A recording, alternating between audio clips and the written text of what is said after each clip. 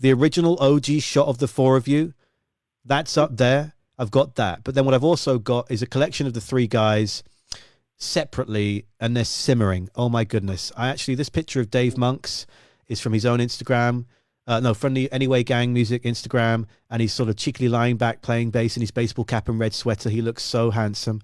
And then there's Mr. Murphy. I've got him. He's huge, actually. I've made his graphic way too big. He takes up most of the screen right now. With those lovable glasses and King of the Birds t-shirt. Sam Roberts is probably going to replace me because I've got you and Dave to my left and Chris to my right. Sam does replace me, but that's not a bad thing because I feel like he's a more handsome version of me if I was older than him in a former life that was actually this one that is current reality. Actually, if I think I've done something to Sam, my Photoshop is not great. Let me just move this up here. Oh, I made a small mistake with the eraser tool where I seem to have written ugh across his vest, but that actually gives a perfect peepee hole for my eyes, and Sam's face is just going to be a little out of the shot right now. But anyway, gang, the new video is incredible, and I've got all my graphics the wrong way here. You tell us about Anyway, gang, and I'm going to do some organization here. Over to you. I mean, that's like one of the things that part of my thing is a lot of ideas, you know, like it's part of this,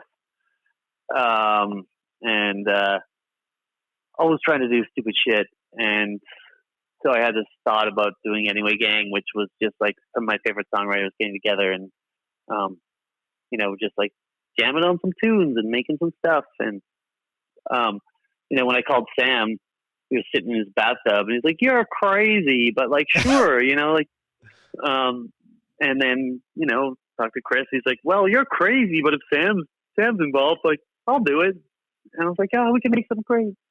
And then, you know, Dave got involved too, basically the exact same way. And he's like, "Okay, yeah, what the hell, let's do this." And we just kind of wanted to see what would happen if a bunch of like friends from the road like got together and wrote some songs and sang them together. And that's what we did. And we had no stakes on it, which was really fun. There was like absolutely no pressure.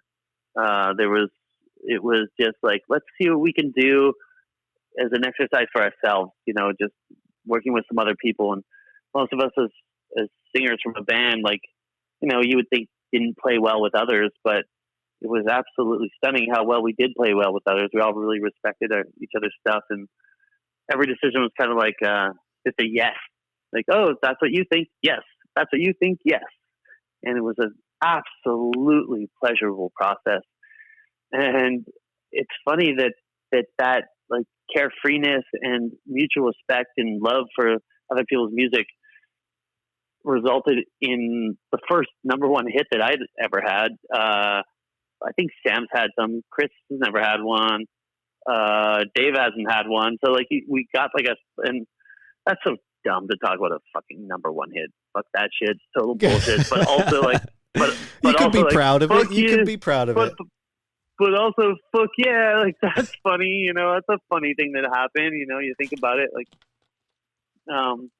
all of our bands have been about making music that we believe in and you know, something to say. And it really felt good when, you know, like that silly song about a crazy night made number one. And then all of a sudden it was a thing and like people wanted to hear it and whatever. We put out a record, but we're not taking it too seriously. So, yeah, I mean, where are you at? Like, I guess it's just sort of, is it again, it's a sort of thing that you can share or not share about, because the music world is very strange right now. Everything that you might have had planned is being rearranged or stopped. Yeah. So, I mean, we're all very, very busy with our other bands, but now we're not. But also, it's impossible to plan for anything. So, we were going to do a few shows this fall.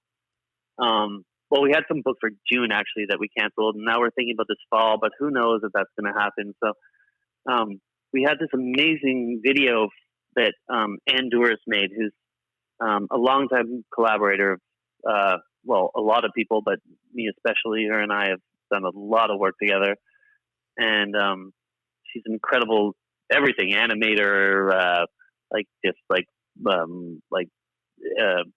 designer of sets. She's a songwriter. She's like a real Renaissance woman. She's unreal, man. She is literally every creative angle. She doesn't just do it. She does it distinctly with her own style, and it's also so vibrant, so colorful, and it hooks you. She is a real talent.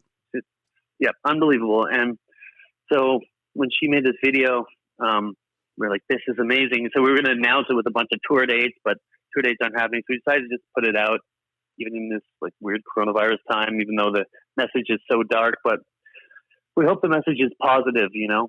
Also, that like the thing we've been saying is that this coronavirus thing is like Mother Nature's way of sending humanity to its room for a little bit to think about what it's done, and hopefully we do, you know, and come out of this with a better, fresher perspective about how things need to be. Anyway. Anne made a great video that kind of captured the worst case scenario, which if we aren't careful, the worst case scenario will be the scenario. So